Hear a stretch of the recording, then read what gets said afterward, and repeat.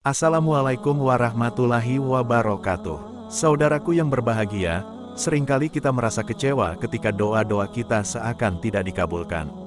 Pada hari ini, kita akan membahas tema yang akan membuka mata kita, yaitu Allah akan mengabulkan apa yang dibutuhkan kita, bukan mengabulkan apa yang diinginkan kita. Mari kita cermati bagaimana hikmah Allah dalam setiap jawabannya. Jadi dalam kehidupan itu tidak akan berjalan sempurna seperti yang ingin kita rasakan. Selalu akan ada perbedaan pandangan. Ya, bahkan dalam kehidupan rumah tangga saja, ya maaf ya, Anda misalnya seorang istri mau ke sini saja mungkin masih bisa beda pandangan. Warna apa untuk jilbab yang dipakai? Ya, dengan suami bisa berbeda. Papa, bagus yang mana ya? Hijau atau kuning? Ah, kayaknya yang hijau deh gitu kan? Enggak, kayaknya kuning deh gitu kan. Masih mending ada dua pilihan. Begitu dipakai pink, bisa berbeda. Anak bisa berbeda. Jadi kesan pertama yang ingin dibangun bahwa dalam kehidupan sudah pasti akan ada keragaman pandangan. Dan yang kedua, yang tidak normal, keragaman pandangan itu boleh jadi melahirkan tindakan-tindakan yang kontraproduktif. Mungkin akan mendapatkan celaan. Allah dicela, malaikat dicela, Rasul dicela, Nabi dicela, sahabat dicela, tabi'in dicela, ulama dicela. Kita siapa yang mungkin belum menjadi bagian dari orang-orang itu dan ingin bebas dari celaan? Itu mustahil. Jelas sampai sini? Jadi kalau mendapatkan celaan, berbahagialah, berarti kehidupan kita normal. Jelas? Pernah mendapatkan celaan dalam hidup? Halo? Pernah disoal oleh orang lain? Pernah direndahkan oleh orang lain? Nah, Allah tuh memberi kesan kepada kita, jangankan engkau Rasul yang paling mulia saja pernah mendapati itu. Tapi bagaimana seni mendapatkan ketahanan sehingga dalam dicela pun tetap tenang, dalam disoal pun tetap hatinya nyaman. Karena ketenangan itu yang membawa pikiran tenang dan tindakan yang terukur. Dan kadang-kadang ketenangan itu lebih penting bahkan dibandingkan dengan harta yang berlimpah. Seringkali saya berikan perbandingan dari sejak dulu kita belajar kan. Coba pilih mana? Saya yakin masih konsisten. Pilih mana? Kaya tapi gelisah atau miskin tapi tenang? Tidak boleh ada pilihan ketiga, saya tahu itu. Kaya tapi gelisah atau miskin tapi tenang? Pilih mana? Ya, saya tahu kan. Kaya tapi tenang. Oke, di fase ini wahyu belum turun. Nabi sudah ngajar, turun wahyu, turun al-ala, turun beberapa surah. Tiba-tiba ada masa jeda, wahyu belum turun. Sepekan belum turun, sebulan belum turun. Disitulah muncul seakan ada amunisi bagi orang-orang yang tidak senang dengan Nabi, tidak senang dengan ajakan Nabi pada kebaikan. Ini poin yang kedua. Kalau Anda berbuat baik, pasti ada tantangan. Ingat ya, kalau Anda berbuat baik, apapun itu, pasti ada tantangan. Yang menguji konsistensi kebaikan itu apakah serius untuk dilakukan atau tidak. Maka mulai muncul tuduhan. Lihatlah Muhammad dari ditinggalkan sama Tuhannya.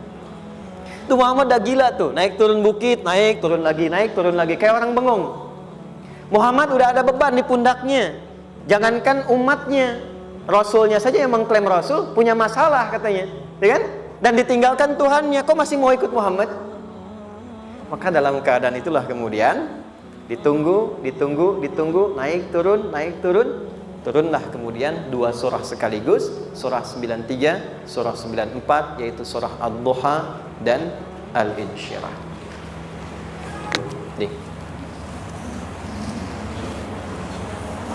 Oke. Ini materinya dahsyat ya. Penting sekali, saking pentingnya ini cepat habis tuh. Bismillah. Sekali lagi. Jazakallah khair. Lebih kelihatan ya. Baik, yuk pelan-pelan. Jadi turunnya surah Ad-Duha dan surah Al-Insyirah, hikmahnya satu atau fungsinya satu, memberikan petunjuk bagaimana mengatasi satu persoalan sesulit apapun, tapi masih dapat menghadapinya dengan keadaan yang tenang. Satu surah ini atau dua surah diturunkan untuk membimbing setiap hamba menuju kepada ketenangan hati. Dua,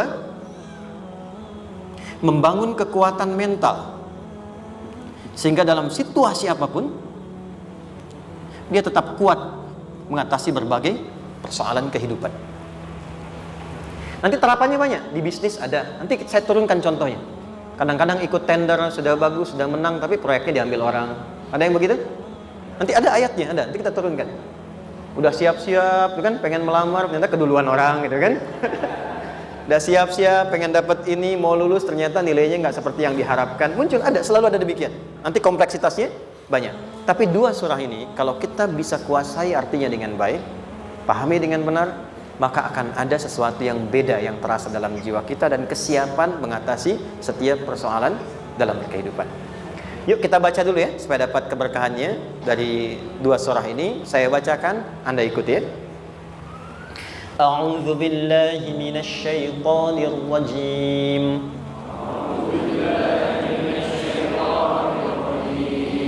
Bismillahirrahmanirrahim.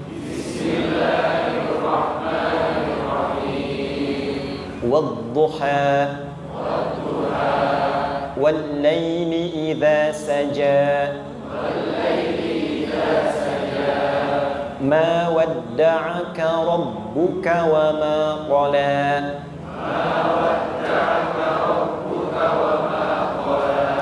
Ma wadda'aka rabbuka wa ma qala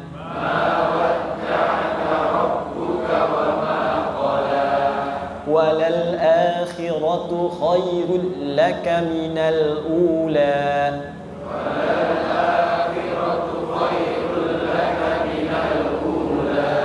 وَلَسَوْفَ يُعْطِيكَ رَبُّكَ فَتَرْضَى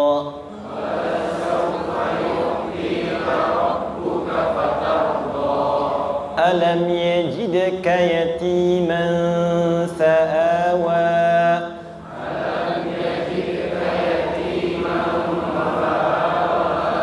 وَوَجَدَكَ ضَالًّا فَهَدَى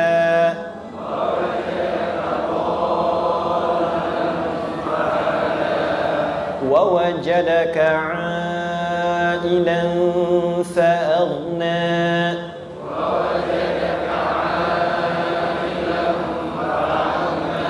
فَأَمَّا الْيَتِيمَ فَلَا تَقْهَرْ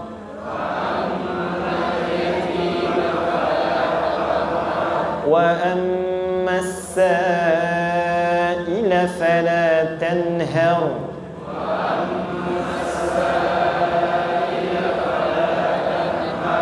وَأَمَّا بِنِعْمَةِ رَبِّكَ فَحَدِّثْ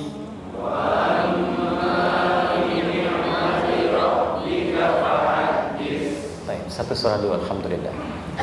Izin saya bacakan tadi untuk diikuti, supaya setidaknya kalau kita pulang dan ditanya bagaimana hidupmu engkau jalani, seperti apa engkau berinteraksi dengan Quran yang telah aku turunkan, maka kita pernah menjawab, ya Allah, kami pernah baca akan itu. Jangan pernah kita berkehidupan sampai wafat dan tidak pernah berinteraksi dengan Quran walaupun sekedar membacanya. Wadduha, aku bersumpah, setiap huruf waw yang berada di awal kalimat di satu surah itu makna utamanya berarti sumpah. Ya, qasam, sumpah. Seringkali diartikan demi, ya. Wal asri, demi masa. Wal fajri, demi waktu fajar. Wal laili, demi malam. Intinya sumpah. Sebentar, pelan-pelan. Kalau Allah menyampaikan sesuatu kepada kita, yakin tidak? Saya ulang, yakin tidak? Serius? Hah? Kalau yakin, kenapa tidak dilakukan? Ya, itu pertanyaan besar ya. Baik, kalau Allah menyampaikan, Allah tidak bersumpah pun harusnya kita yakin. Tapi kalau Allah bersumpah dalam kaidah ilmu tafsir, berarti ada sesuatu yang sangat penting, yang saking pentingnya akan sangat dibutuhkan oleh setiap hamba, sehingga diminta setiap hamba itu fokus menyimak apa yang mau disampaikan. Bahkan saking pentingnya menyimak itu, Allah bersumpah. Jelas? Kalau teman-teman menemukan di Quran ada ayat dibuka dengan sumpah, berarti ada kasih Allah yang tinggi yang akan disampaikan di ayat itu sampai meminta kita fokus untuk menyimaknya. Ad-duha, untuk memudahkan maknanya, teman-teman, kalau waktu duha itu jam berapa ya? Hah? Oke, sebetulnya dimulai sejak matahari itu mulai naik, yang memantulkan ya, atau menyinari cahayanya itu mulai terasa lembut. Ya, kalau misalnya kita ambil 1,5 jam setelah subuh. Sekarang subuh 4:30 lah, taruhlah 4:30 ya. 1,5 jam berarti jam 6 kan? Nah, itu awal duha tuh. Awal duha. Sampai ke pertengahan kurang lebih 9:30, jam 10. Akhir duha jam 11 sampai menjelang ke zuhur. Awal duhanya disebut dengan syuruk namanya. Syuruk. Jadi syuruk itu awal duha. Kalau sudah jam 6 ada cahaya matahari ya. Enak nggak ke tubuh kita itu? Nyaman nggak? Jam 8 enak nggak kalau berjemur ya? Jam 9 enak ya? Nah, ini kata kiasan dalam bahasa Arab. Kalau kita merasakan sesuatu yang enak, nyaman, memberikan manfaat yang banyak, itu orang Arab sering memberikan kiasan dengan waktu-waktu tertentu. Di antaranya duha. Jadi kalau kita menemukan kalimat duha, jangan langsung diartikan ke waktu duhanya. Boleh jadi yang diinginkan adalah makna di balik itu, yaitu semua kenikmatan dan kenyamanan yang didapatkan. Cara mengartikan ini, wadduha, aku bersumpah, kata Allah, ya Muhammad, demi semua kenikmatan yang kau rasakan dalam hidup, seperti engkau merasakan kenikmatan cahaya duha itu. Jelas? Wal laili idza saja, dan aku bersumpah, al-lail, lail itu apa? Malam. Baik, lail turunannya layali, jamaknya lela, lili, lala, itu malam. Jadi kalau ada ibu leli, ibu malam-malam ya. Al-lail. Oke. Lail itu malam. Malam gelap nggak? Gelap. Tapi kalau gelapnya gulita, tidak ada cahayanya, gelap betul gitu. Gelap ya.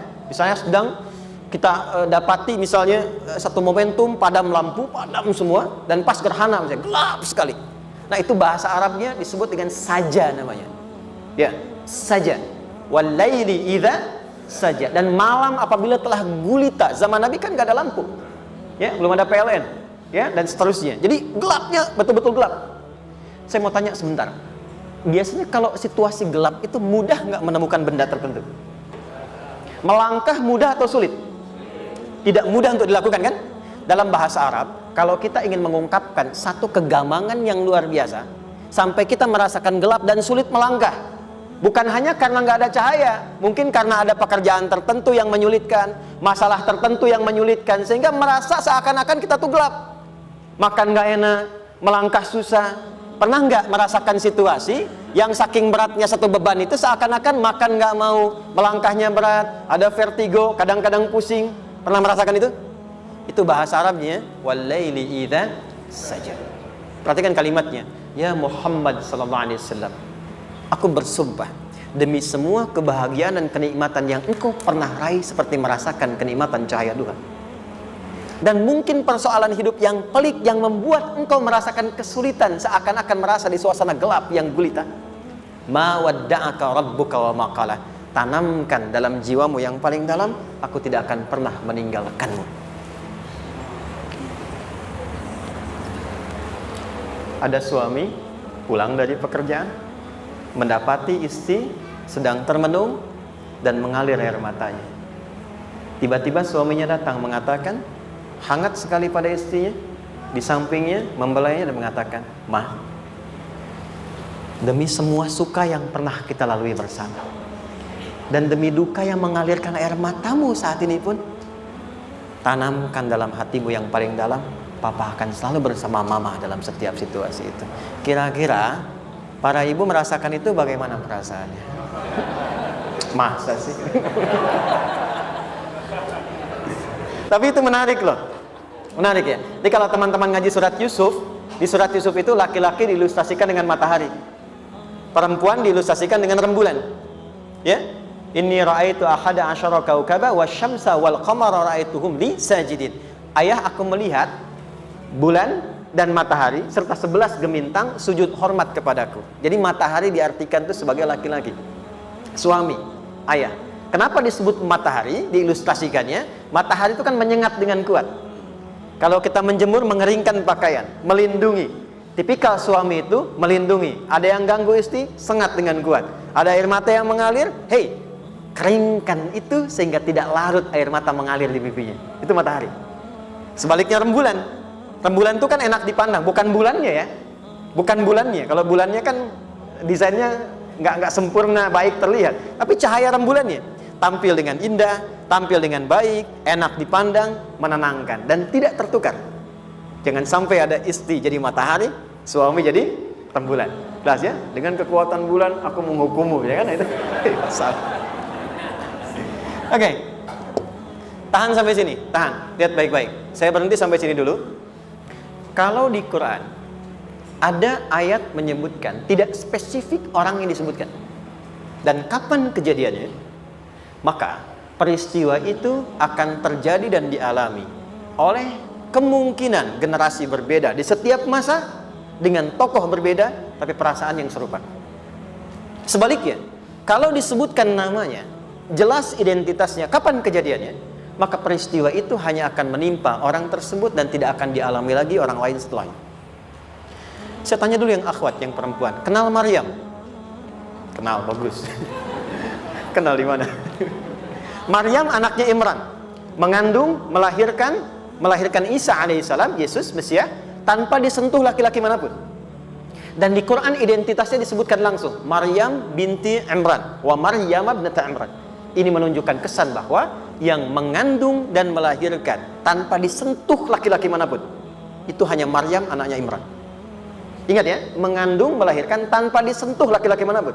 Bukan mengandung, melahirkan tanpa suami, kalau itu banyak dia. Ya, mengandung, melahirkan tanpa disentuh laki-laki manapun.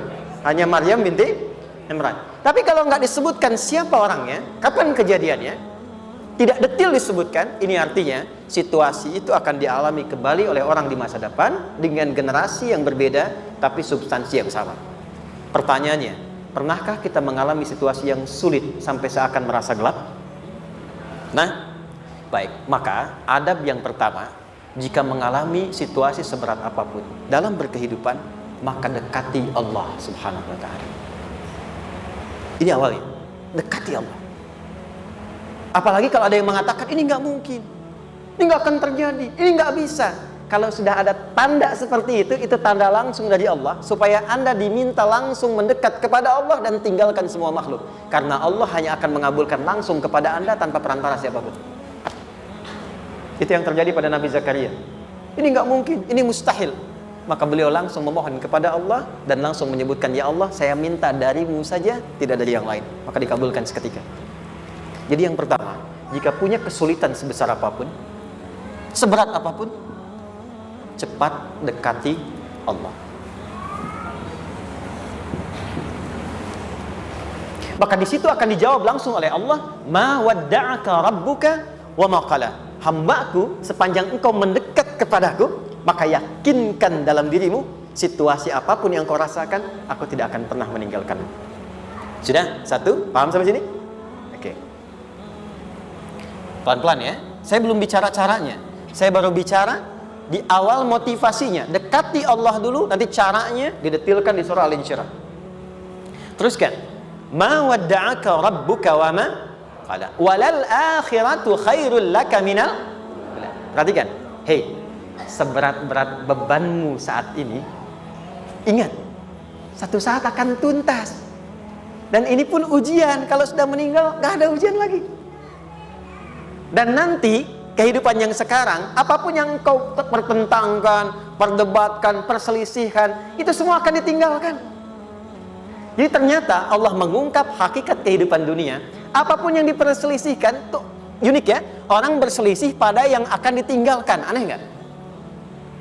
Ada orang berebut makanan, ya kan? Rebutan sampai berkelahi dan sebagainya. Pada akhirnya makanan yang diperebutkan itu pun akan ditinggalkan. Yang ini meninggal, itu meninggal. Jadi memperebutkan sesuatu yang pada akhirnya akan berakhir. Kata Allah, Allah sampaikan, jika Anda mengalami situasi, sesuatu yang mungkin membuat berat, tanamkan pada jiwa kita, hei, yang aku kejar-kejar ini, boleh jadi aku akan tinggalkan juga. Kenapa aku harus menangisi dan larut pada sesuatu yang tidak abadi? Maka Allah hibur kita dengan mengatakan, kamu tenangkan diri dulu. Semua yang kamu pikirkan sampai membuat kamu berat begini, pada akhirnya kamu tinggalkan, dan yang abadi itu akhirat. Walal akhiratu khairul laka minal. Dua, pelan-pelan sikapi setiap masalah dengan proporsional. Jangan terlalu larut dalam sesuatu.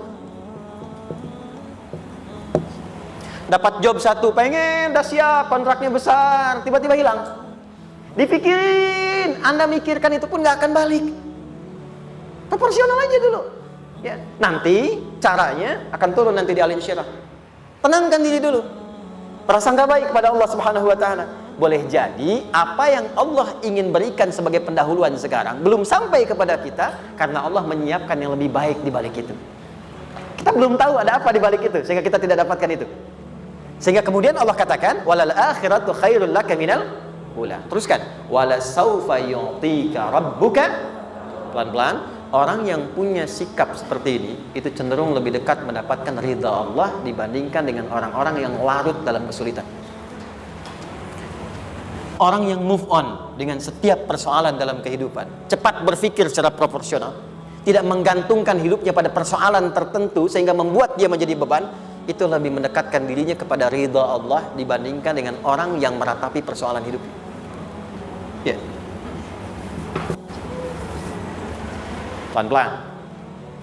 Jadi spiritnya, kalau punya masalah apapun, jangan dilarutin terus. Gak usah diratapi, cepat move on. Berpikir lagi, rencanakan lagi. Nanti detailnya ada di Al Insyirah. Tapi poin besarnya, janji Allah mengatakan, kalau Anda bisa move on, proporsional, maka yang dijanjikan oleh Allah, di situ Allah percepat datangnya ridha Allah Subhanahu wa taala. Kalau ridha Allah sudah datang, maka akan dua yang diberikan. Pertama kali, ketenangan di dalam jiwa, dan yang kedua, kemampuan untuk berikhtiar lebih baik mencapai apa yang diinginkan. Satu, kalau ridha Allah sudah diberikan pada seorang hamba, yang pertama diberikan ketenangan dalam jiwa. Bukan dunianya dulu. Bukan apa yang Anda ingin harapkan dulu. Pengen sesuatu, ya, pengen materi, pengen kedudukan, pengen lulus anaknya ujian, ya kan? Tiba-tiba terjadi sesuatu, diratapin. Alih-alih meratap, alih-alih membuat status, alih-alih menyulitkan diri, kata Allah, terima dulu proporsional. Setelah itu dekatkan diri kepada Allah, turun ridha Allah. Begitu turun, yang pertama diberikan ketenangan kepada hati. Tenang dulu. Kalau sudah tenang, nanti dibimbing menyelesaikan apa yang sedang dihadapi itu. Itu poin yang ketiga. Pelan-pelan. 4. Kita masuk ke detail sekarang. Perhatikan baik-baik. Ini yang paling menarik. Alam yajidka yatiman fa'awa. Muhammad SAW, bukankah dulu engkau yatim? Punya banyak masalah? Aku selesaikan juga. Ayahmu meninggal sebelum lahir, ada ibu. Ibu meninggal, ada kakek. Kakek meninggal, ada paman. Ya kan? Ada teman yang menemani Sayyidah Khadijah. Teman yang setia, semua kebutuhan tersedia. Artinya apa? Perhatikan baik-baik. Kalau Anda punya masalah sekarang, jangan sampai melupakan yang dulu-dulu pun pernah tuntas Allah selesaikan. Jadi kalau sekarang sedang punya persoalan, jangan sampai satu masalah ini membuat Anda kehilangan harapan dan kehidupan. Sementara Anda sadar dulu pun banyak masalah kok selesai juga. Kenapa dengan yang satu ini kita harus jatuh? Sekarang usia berapa? 20, 30, 40, 50. Sekarang usia 50 tahun, ada masalah, baru 5 menit datang sudah merasa jatuh. Yang 50 tahun ke belakang yang banyak selesai itu kita nilai atau tidak? Maka kata Allah, seperti yang dulu pernah aku selesaikan ribuan masalah itu, yang sekarang pun mudah aku tuntaskan. Jelas? Nah, secara psikologi, orang-orang yang selalu bertindak seperti itu akan selalu punya harapan lebih tinggi untuk menyelesaikan persoalannya. Jadi kalau sedang punya masalah, pikirkan yang dulu juga selesai, masa yang sekarang nggak selesai. Itu prinsipnya. Secara psikologis demikian. Jelas ya? Oke. Wa wajadaka dhallan fahada. Muhammad, dulu engkau pernah mengalami melihat masyarakat banyak berbuat yang tidak baik, aku berikan petunjuk. Kuncinya fahada di situ. Orang yang punya motivasi kuat dan keyakinan untuk bisa menyelesaikan persoalannya, maka dia akan lebih cepat mendapatkan petunjuk Allah untuk mendapatkan solusi terbaik. Ada sini. Saya agak cepat ya, mohon izin. Wa wajadaka 'ailan fa'aghna. Bahkan, maaf, bukan sekedar selesai. Kalau perlu saya bikin kaya, kata Allah. Aghna itu kalau ilmunya luas. Kalau harta, hartanya banyak. Kalau kedudukan, kedudukannya tinggi. Hei, engkau yang sedang mengejar kedudukan, aku tahan sebentar karena ada yang nggak bagus untukmu di sini. Tapi kalau kamu terima, aku angkat itu lebih daripada apa yang kamu harapkan. Kamu pengennya bintang 2, aku naikkan sampai bintang 4. Kalau perlu 5 sekalian.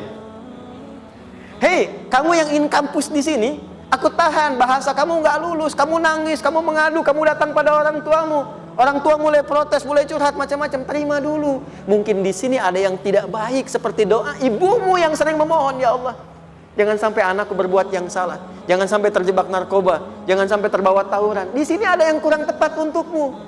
Kalau kamu ridha, kamu terima, kamu proporsional, bahkan aku pindahkan ke kampus yang lebih baik yang tidak kamu bayangkan sebelumnya. Di orang-orang yang selalu menerima apa yang Allah ujikan dan ridha dengan itu, maka Allah akan angkat derajatnya bahkan melebihi ekspektasi dirinya. Paham? Kalau sudah seperti itu, maka lihat ujung ayatnya. Lihat ujung ayatnya.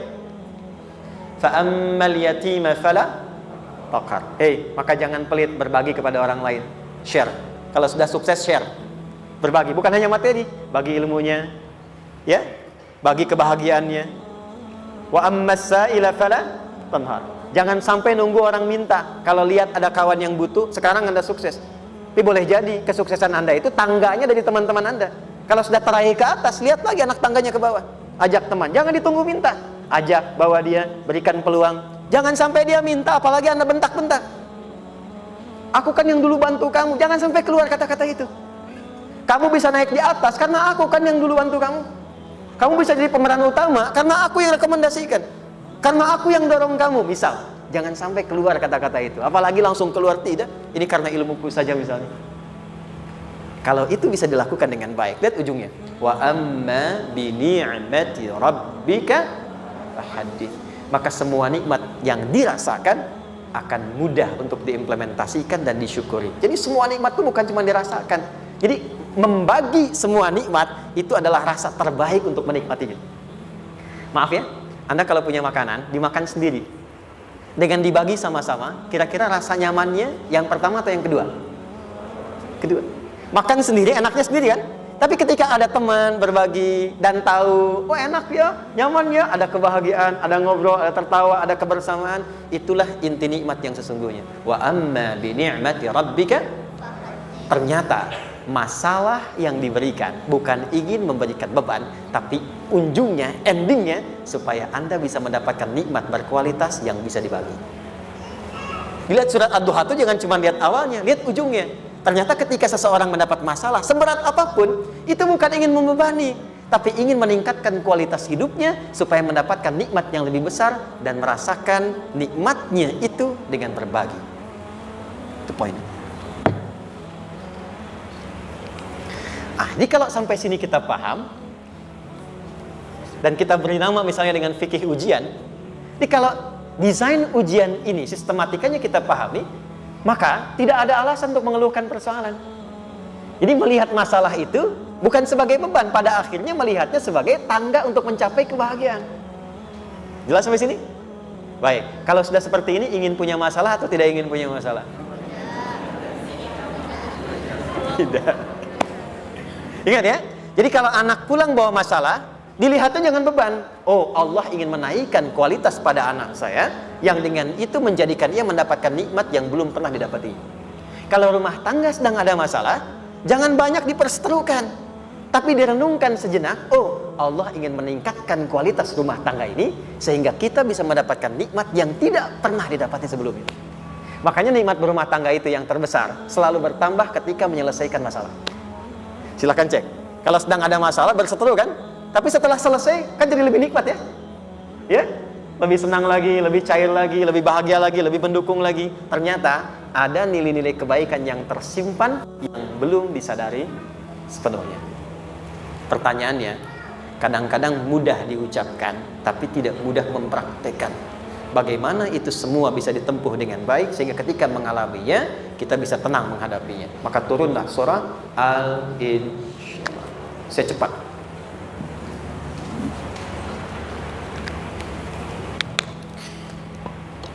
Teman-teman, ini apa?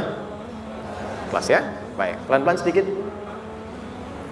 Kira-kira volumenya besar kecil? Kecil ya? Baik. Kalau saya bandingkan dengan gayung, volumenya besar mana? Gayung ya? Baik. Kalau ini saya perlebar, sehingga bisa memasukkan apapun ke dalamnya, itu bahasa Arabnya disebut dengan insyirah namanya. Jelas? Meluaskan sesuatu sehingga terlihat lapang, sehingga memudahkan setiap hal masuk ke dalamnya. Itu insyirah namanya. Surah ini diberi nama dengan surah Al-Insyirah, yang berarti sesuatu yang lapang, yang tenang, yang nyaman. Yang diharapkan dengan keadaan hati yang lapang, nyaman, tenang itu, segala persoalan yang dihadapi dalam kehidupan akan mudah diterima dan tidak berdampak besar dalam menyikapinya. Maka bagaimana kemudian Allah memberikan turunan-turunan petunjuk supaya apa yang diharapkan ini bisa tercapai? Satu, izin mengilustrasikan. Saya kasih cerita sebentar. Ada seorang anak muda, kisah ini sangat viral, hampir setiap kita bisa mendapatinya. Datang kepada seorang kakek tua di sisi danau yang jernih sekali airnya. Dia berkeluh kesah tentang persoalannya. Dia katakan, saya punya masalah begini. Berat sekali terasanya. Kakek itu kemudian permisi, dia hanya membawa 2 genggam garam. Kemudian beliau bawa 1 gelas, ilustrasinya seperti ini. Dimasukkanlah kemudian garam itu ke gelas itu. Lalu diambil 1 gelas air yang jernih tadi dengan garam segenggam. Kata beliau, minum. Pemuda itu mengatakan, wah asin, minum aja dulu. Lalu ketika diminum, langsung ditumpahkan. Dia muntahkan asin katanya.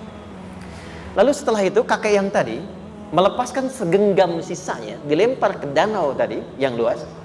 Lalu diambil lagi dengan gelas yang sama. Sekarang minum. Bagaimana rasanya? Segar, enak, nyaman. Itulah hatimu.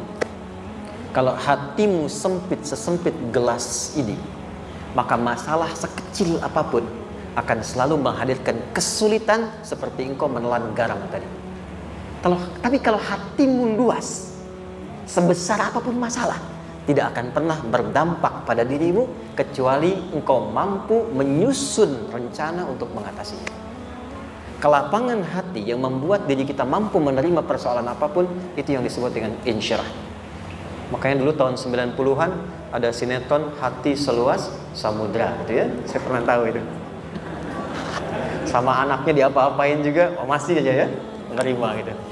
Dulu siapa ya? Jeremy Thomas dan lain-lain ya. Saya kira ada gitu. Ya, saya kira itu ya. Saya pernah lihat sejenak ya. Saya jarang-jarang nonton gitu. Pernah lihat aja. Saya senang riset. Jadi kalau riset itu ada riset dakwah, ada riset materi. Saya teman-teman yang musik gitu ya.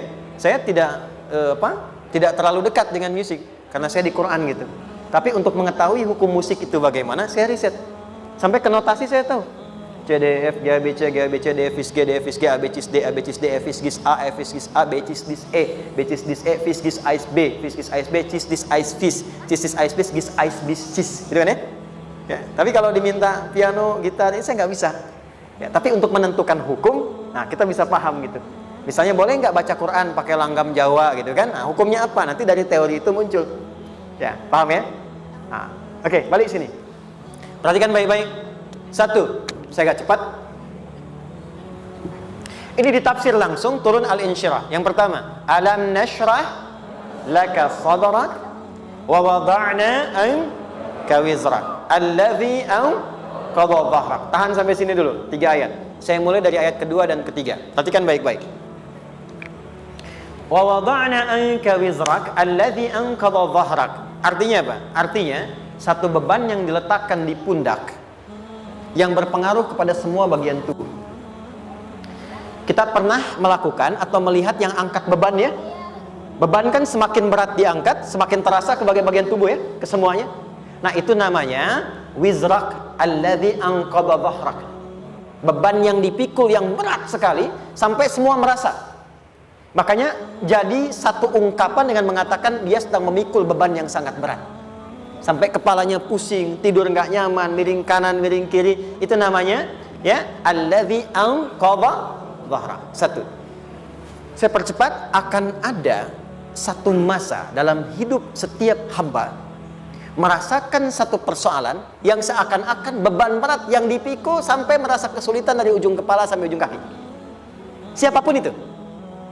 Jujur ya, setiap kita tanyakan pada diri sendiri. Setiap kita yang ada di sini, saya yakin pasti pernah atau bahkan akan mengalami satu peristiwa yang merasakan beban berat sampai seakan-akan ujung kepala sampai ujung kaki merasakan sakitnya. Ada yang sudah mengalami atau bahkan nanti akan ada yang melalui. Perhatikan baik-baik. Teruskan ayatnya, wa rafa'na laka. Perhatikan, kalau ada yang sedang merasakan itu, yakinlah kata Allah, pada saat itu sesungguhnya Allah sedang mengangkat derajatnya dan meningkatkan kualitas hidupnya untuk mencapai sesuatu yang istimewa yang belum pernah diraihnya. Dari sini kita buat persamaan ujian. Perhatikan, berbanding lurus dengan harapan, banding lurus dengan solusi nanti pada akhirnya. Fokus. Lulus di sini, insya Allah setiap persoalan akan lebih mudah untuk diatasi. Ujian, seberat apapun yang sedang kita alami, tidak akan pernah diberikan kepada kita oleh Allah, kecuali ternyata hikmahnya untuk mengabulkan harapan-harapan besar yang sebetulnya kita mintakan. Jujur ya, setiap kita kan sering punya permohonan ya, sering berdoa ya, ya Allah minta ini, minta itu, minta ini, minta itu, gitu kan? Nah, cara Allah mengabulkan harapan kita itu, yang pertama, jalurnya lewat ujian. Karena semua kesuksesan itu, desain dasarnya adalah melewati ujian. Coba, anak-anak kita yang sedang sekolah itu, apa mungkin diwisuda dengan penuh kebahagiaan kalau nggak mengalami ujian? Hah? Lewat ujian dulu kan? Dia belajar dulu, ujian dulu, ngatasin soal dulu, lulus, baru wisuda. Apakah mungkin akan dapat IPK 4 yang diharapkan kalau tidak mengalami ujian? Belajar dulu, ya kan? Ada waktu, sempat dia bangun malam, siang, dan seterusnya, belajar, keringat, dan sebagainya, baru bahagia kan? Dan ternyata belajar itu untuk diwisuda. Sebab kalau kita tidak belajar, mustahil dapat wisuda. Kalau tidak lewat ujian, mustahil dapat ijazah. Karena ternyata harapan itu, hukum dasarnya dalam berkehidupan, bisa diraih dengan melewati ujian. Ini poinnya. Jadi mohon, kalau sedang mengalami sebuah peristiwa, dan kita harus menghadapi itu, coba renungkan. Sebetulnya pernah berdoa apa sampai kita mengalami itu, sehingga dengan jalan itulah sebetulnya Allah ingin mengabulkan harapan yang dulu pernah kita mintakan. Jelas? Oke, satu. Yuk turunkan rumus ya pelan-pelan. Quran surah kedua ayat 286. Ini kesini dulu baru nanti kita balik lagi.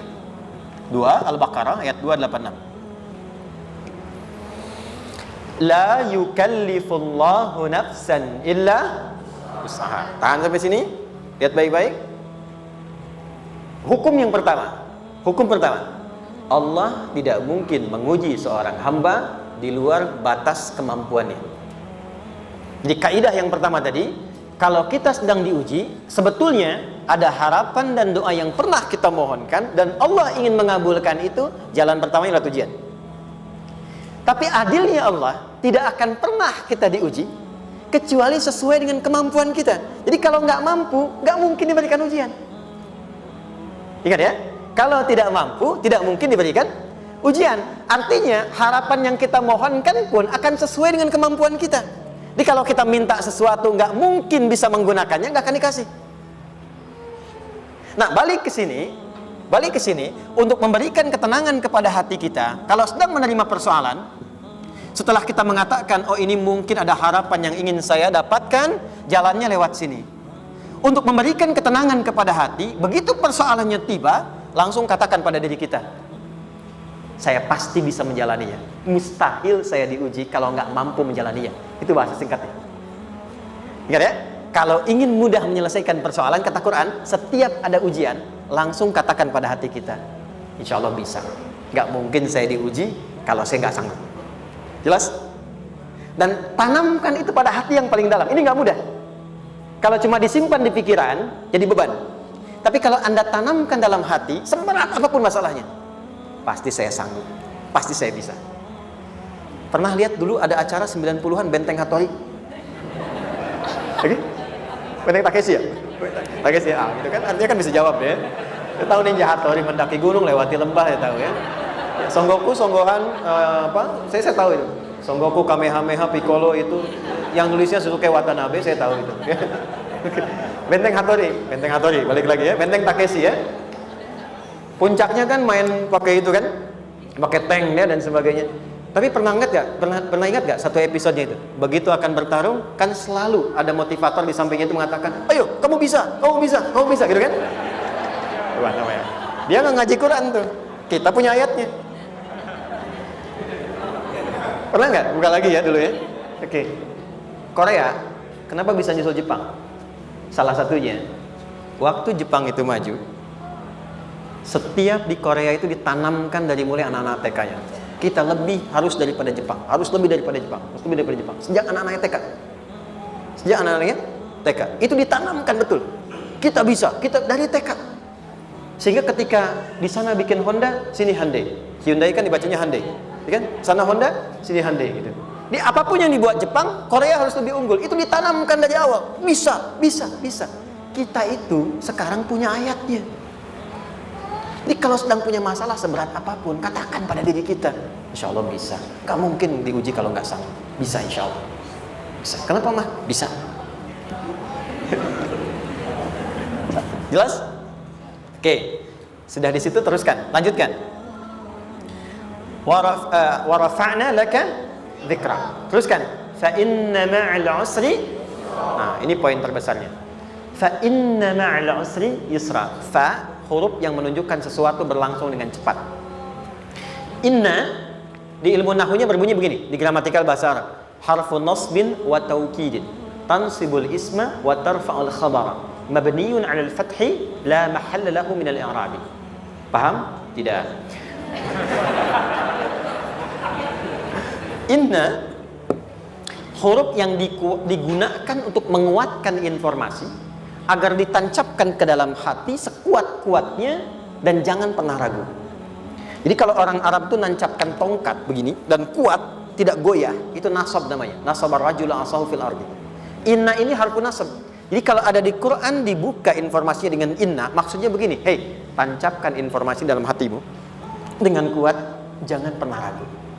Yakinkan pada dirimu. Apa yang harus diyakinkan? Ma'al usri yusra. Inna ma'al usri usrun sama dengan yusrun. Lari ke sini. Oke. Apa artinya usrun? Sulit. Oke. Sulit itu ada dua. Ada sa'bun, ada usrun. Kalau kesulitan yang relatif, kata si A sulit, si B mudah, itu sa'bun namanya. Contoh, kata si fulan, bahasa Jepang susah. Padahal kata yang lain tidak. Saya ke Jepang, anak-anak kecil begini bisa bahasa Jepang gitu kan. Bagi mereka mudah gitu ya. Saking mudahnya gitu. Kata shiwa gitu. Anak-anak kecil, bagi mereka mudah, bagi kita belum tentu. Itu sa'bun. Innal lughata yabaniyya sa'bah. Relatif. Tapi kalau kesulitan yang sifatnya mutlak, semua orang mengatakan sulit. Maaf, bawa mobil, sulit atau mudah? Bukan mengendarai ya, bawa mobil, bawa. Sulit ya? Sulit ya? Baik, sepakat sulit semuanya. Nah, itu dalam bahasa Arab dikenal dengan usrun. Kesulitan yang semua sepakat bahwa itu susah. Sulit, semua sepakat. Dan ketika ada orang bicara, aku sedang punya masalah begini. Semua mengatakan, wah itu nggak mudah, itu nggak mudah. Itu usrun namanya. Lawannya, kemudahan yang relatif disebut sahlun. Tapi kemudahan yang semua sepakat bahwa itu mudah, itu yusrun namanya. Mengangkat spidol, semua mengatakan mudah, ringan. Itu yusrun namanya. Perhatikan, Allah tidak memasangkan sa'bun dengan sahlun, tapi memasangkan usrun dengan yusrun. Orang-orang yang punya keyakinan kuat, setiap persoalan itu akan selesai. Dan dia mengatakan pada dirinya, aku bisa melewatinya. Maka, perhatikan kalimat kata Quran, inna ma'al usri yusran. Sesulit apapun masalah yang sedang dia alami, maka Allah akan datangkan solusi semudah-mudahnya yang bisa dia nikmati.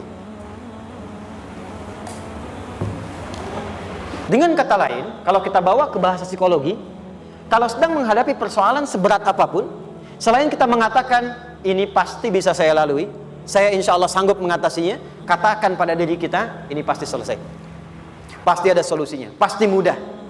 Katakan, walaupun memang solusinya belum datang, tapi tenangkan pada diri kita dengan mengatakan inna ma'al usri yusra. Bahasa psikologinya, katakan pada diri kita, ini pasti selesai. Gak mungkin gak selesai, pasti ada solusinya, pasti mudah. Itu lebih memberikan harapan pada diri kita untuk menuntaskan persoalan dibandingkan dengan meratapinya. Jelas? Teruskan, fa inna ma'al usri. Kalau masih ragu kata Allah, katakan lagi sekali lagi sampai hati kita merasa nyaman. Jadi kalau sedang punya persoalan seberat apapun, tanamkan pada diri kita, pasti selesai. Belum nampak, insya Allah pasti selesai. Gak mungkin diuji kalau gak ada solusi. Itu lebih memberikan harapan. Setelah itu, fa idza faraghta, mitigasi masalahnya, mitigasi persoalannya. Tuliskan, ini masalahnya apa? Rumah tangga. Apa saja misalnya, dia ada suami, ada istri, ada anak-anak. Masalah ada di mana? Kadang-kadang benangnya jadi kusut karena satu-satu nggak segera diselesaikan. Maka kata Al-Quran, fa'idha faraghta, satu-satu mitigasi dulu. Satu masalah di sini, lihat di suami, lihat di istri. Kalau pekerjaan, masalahnya apa? Sebelum bercabang kemana-mana, petakan. Apakah rekanannya? Apakah relasinya? Apakah kemampuannya? Apakah manajerialnya? Apakah marketingnya? Mitigasi, kotaki semua, selesaikan satu-satu. Setelah itu, apa yang dilakukan? Wa ila rabbika, tawakal sepenuhnya kepada Allah untuk menentukan hasilnya. Tawakal itu yang paling mahal.